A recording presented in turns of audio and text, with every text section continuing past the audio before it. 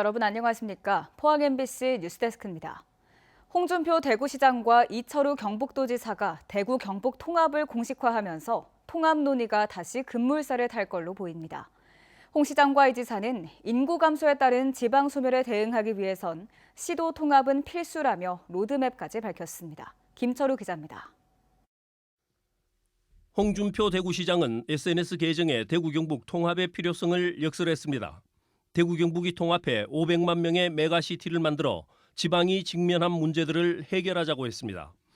대구 경북이 통합되면 대구와 경북은 우리나라 제2의 도시가 되며 중복되는 기관들의 통폐합과 복잡한 행정체계의 단순화로 행정의 효율성도 높아진다고 했습니다. 그러면서 최근 추진되고 있는 경기도를 2개로 나누는 안에 대해서는 반대 입장을 밝혔습니다. 여기에 대해 이철우 경북도지사도 홍 시장이 행정통합에 부정적이던 입장을 바꾼 데 대해 다행이라며 SNS에 찬성한다는 글을 올리고 구체적인 방안을 제시했습니다. 수도권 일극체조로서는 저출생 문제라든지 지방 소멸 문제를 해결할 수 없기 때문에 지방 활성화를 통해서 이런 문제들을 해결해야 되고, 대구 경북 통합할 때 경찰이라든지 교육감 선거라든지 자치권을 완전 통합해서 완전 자치를 해야 되고, 국가에서 관리하는 대학이라든지 환경 문제라든지 산업단지 문제 이런 것까지 다 지방으로 내려오는 완전 분권을 해야 된다고 생각합니다. 하지만 홍 시장이 대구 직할시 또는 광역시라고 표현한 데 대해서는 2019년 대구 경북 통합 공론화위원회에서 이미 정한 이름이 있다며 조심스런 입장을 내비쳤습니다. 그때도 대구 경북 특별시로 하자 이렇게 했습니다. 중국은 성이라 하고 미국은 주라 하거든요. 그래서 도라는 이름, 시라는 이름을 좀 뛰어넘는 새로운 이름을 정하는 것도 괜찮다고 생각합니다. 이 지사는 2019년에 행정통합 공론화를 위한 연구 실적이 이미 충분하기 때문에 시도 실무자와 시민단체, 학계 등 전문가들로 TF팀을 꾸리자고 제안했습니다. 또 올해 안에 시도의회 의결 과정을 거쳐 내년 상반기에 대구 경북 행정통합 법안을 국회에 제출해 2026년 지방선거 때는 대구 경북 통합단체장을 선출해야 한다고 강조했습니다. 오랜 기간 준비해온 대구 경북 통합이 이제는 제대로 진행될 수 있을지 귀추가 주목되고 있습니다. MBC 뉴스 김철우입니다. 더불어민주당 경북도당은 논평을 내고 홍준표 대구시장과 이철우 경북지사는 박정희 우상화 경쟁을 중단하라고 요구했습니다. 홍준표 시장은 반대 여론에도 불구하고 동대구역 광장을 박정희 광장으로 이름을 바꾸고 14억 원을 들여 동상 건립안도 밀어붙이고 있습니다. 이철우 지사도 경주 보문단지 관광역사공원에 박정희 박근혜 동상을 갑자기 세우는 등 박정희 공원을 방불케 했다고 비판했습니다. 전국적으로 농촌 읍면 지역의 주민자치회가 뿌리를 제대로 내리지 못하면서 농촌 소멸의 위기를 가속화하고 있는데요. 특히 경북, 그중에서도 포항은 주민자치회의 불모지라는 오명을 듣고 있습니다. 장성훈 기자가 보도합니다. 풀뿌리 주민자치 활성화를 위해 정부는 2013년부터 읍면동별 주민자치회를 시범 운영하고 있습니다. 주민자치회는 지자체의 예산을 받아 주민들이 직접 자치계획을 수립하고 집행하는 주민자치의 핵심입니다. 법제와 지연 등으로 확대 시행이 쉽진 않았지만 지난 10년 동안 주민자치회는 비약적으로 늘어나 전국적으로 1000개를 넘어섰습니다. 하지만 대부분 수도권과 대도시에 집중돼 있어 지역은 여전히 걸음마 수준에 머물러 있습니다. 특히 경북의 주민자치회는 의성과 안동 2개 시군의 29개로 비슷한 조건의 경남과 비교하면 7분의 1 수준입니다. 최근 1년간 증가세를 비교하면 그 차이는 더욱 확연합니다. 경북 제1의 도시 포항은 주민자치회는커녕 전 단계인 주민자치위원회조차 없어 주민자치의 불모지나 다름없습니다. 포항 같은 경우에는 어떻게 보면은 거의 작은 대한민국이거든요. 없는 분야가 없다 보니까 이게 행정할 때도 처지고 느려지는 부분이 그런 것도 조금 영향이 있습니다. 하지만 포항시 의회는 과거 주민자치위원회 설치 조례를 추진했다가 기존 단체의 반발로 무산된 사례를 언급하며 포항시의 의지가 부족하다고 평가합니다.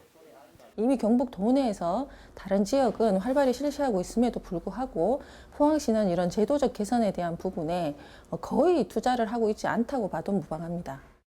전문가들은 농촌 소멸 위기를 극복하기 위해서라도 주민자치회 활성화는 반드시 필요하다고 지적합니다.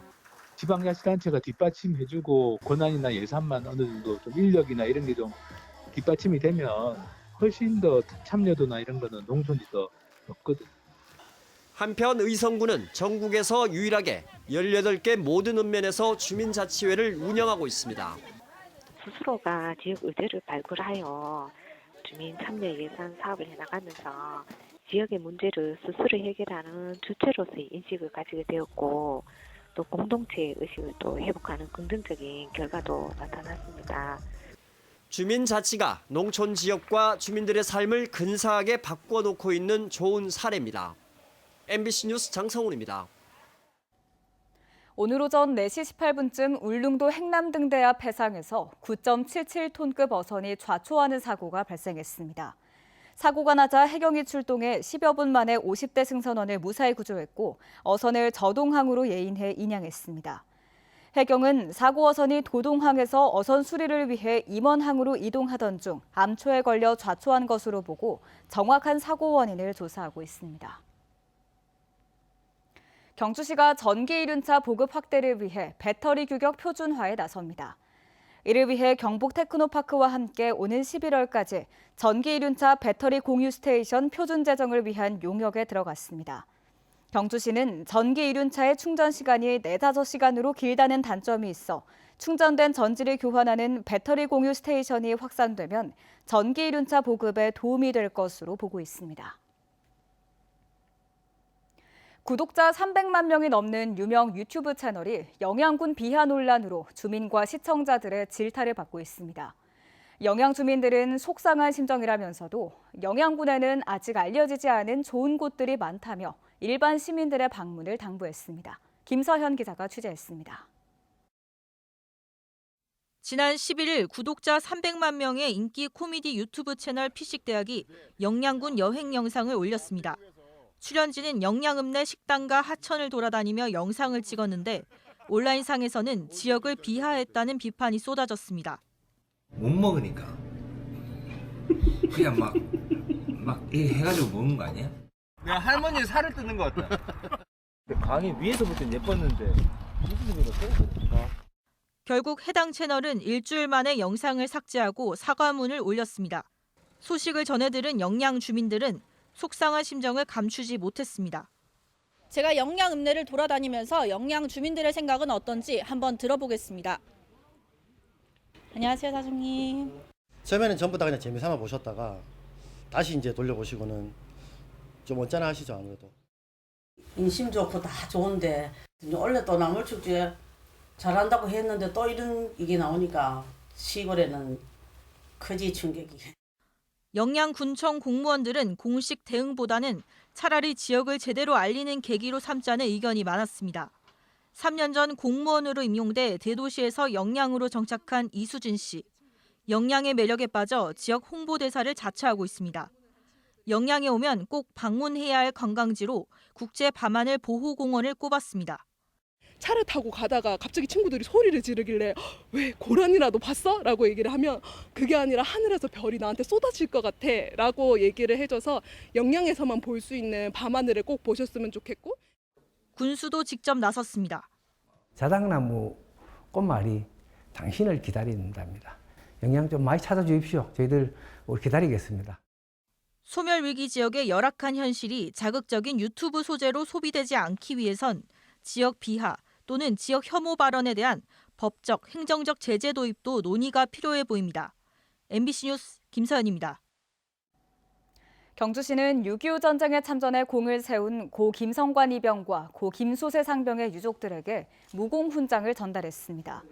두 참전 용사는 6.25 전쟁 당시 세운 공을 인정받아 훈장 수여가 결정됐지만 훈장을 받지 못한 채 영면했고 최근 국방부가 무공훈장 찾아주기 사업을 통해 이 같은 사실을 확인해 70여 년 만에 훈장을 전달하게 됐습니다. 국방부는 지난해까지 2만 7천여 명의 무공훈장 수훈자를 찾아낸 바 있습니다. 경상북도가 해양수산부가 주관하는 국가연구개발 사업인 천혜용 수중 모빌리티 기술개발 사업자에 선정됐습니다.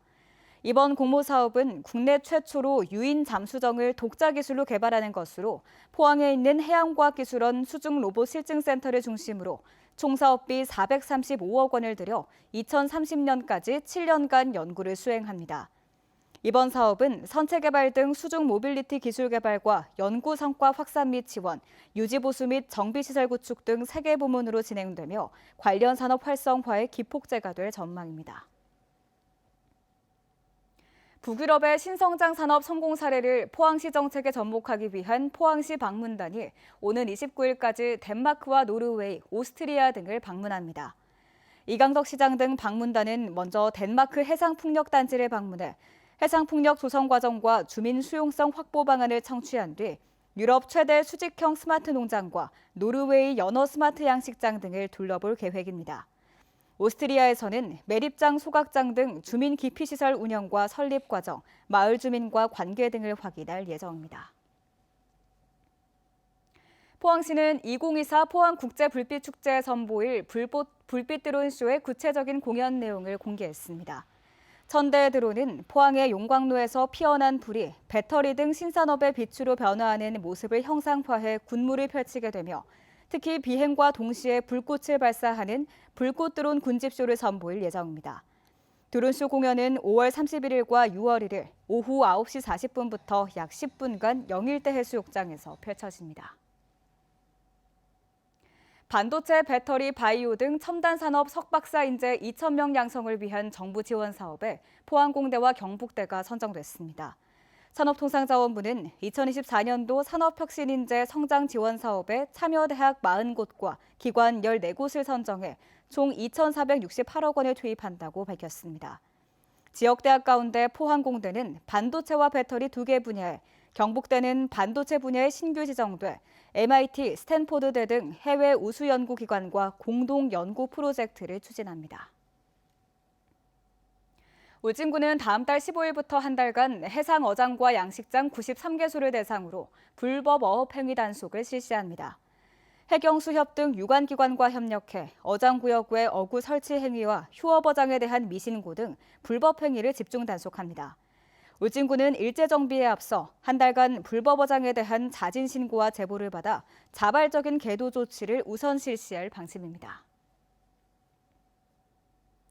경북문화관광공사는 경북관광 스타트업 공모전에서 14개 기업을 최종 선정해 계약을 체결했습니다.